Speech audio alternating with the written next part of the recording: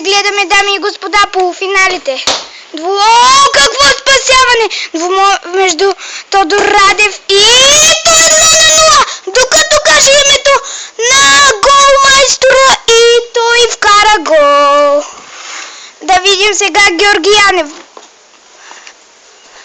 Играе за Трево! И това е 1-1. Който падне, дами и господа, ще играе за първо и второ място. Който падне, ще бъде на трето място. Да видим сега. Развръзка. И това. Да видим Янев. Янев с топката. Тодор Радев се връща към вратата си. Удар и това е аут.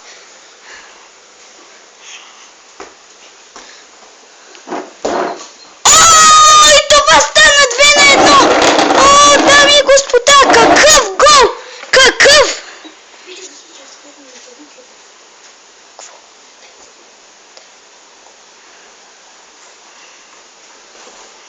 О, какъв финт! Това става 2-2. Удар! И това е аут. Да, бе. Янев с топката. О, удар.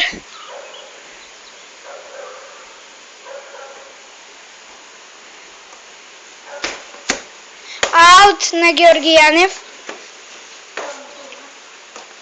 Тодор. Удар! И това е 3-2. 3-2, дами и господа. Първо по време 3-2. Какъв ли ще бъде този матч? Сега да видим развръзката на тази атака. Удар! Опита се през... И това дали ще бъде фаул? Изглежда, че е бил в наказателното точно на линията. Удар! О, разкърчи му на работа. О, удар на Янев. Какво измъкване, но прибърза пак. Удар! О! Това ще бъде аут. Полза на Тодор Радев. О, той е бит бързо! И това ще е аут в полза на Георги Янев. Резултата е 3-2 в полза на Тодор Радев. Видели, това е 3-3, дами и господа. 3-3. Бързо изпълнение и това става 4-3. Този удар среща гредата. О, тук става напечено, дами и господа. 4-3 в полза на Тодор Радев. Удар! О, прав в ръцете на Георги Янев. О, какъв удар. И какъв гол. Какъв гол. Удар! О, какъв плътен страшен удар на Тодор Радев. Янев взима топката. Сега изпълнява бърз аут. Удар! И 5-4. Дами и господа. Удар! И това е пропуск. Резултатът е 5-4 в полза на Георги Янев. Удар! 6-4 в полза на Георги Янев. Удар!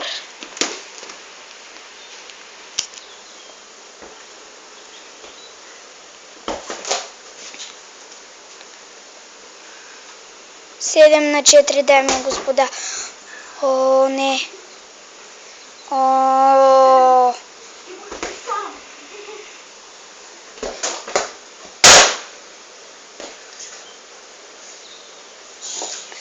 Тодор Радев се разгневява.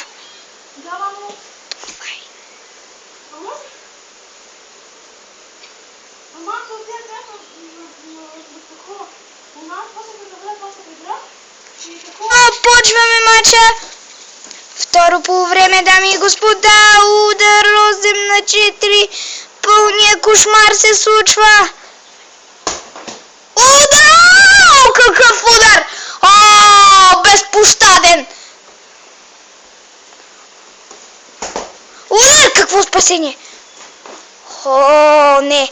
Не, това не е. О, той решава да изчисти. Резултата е 7 на 5.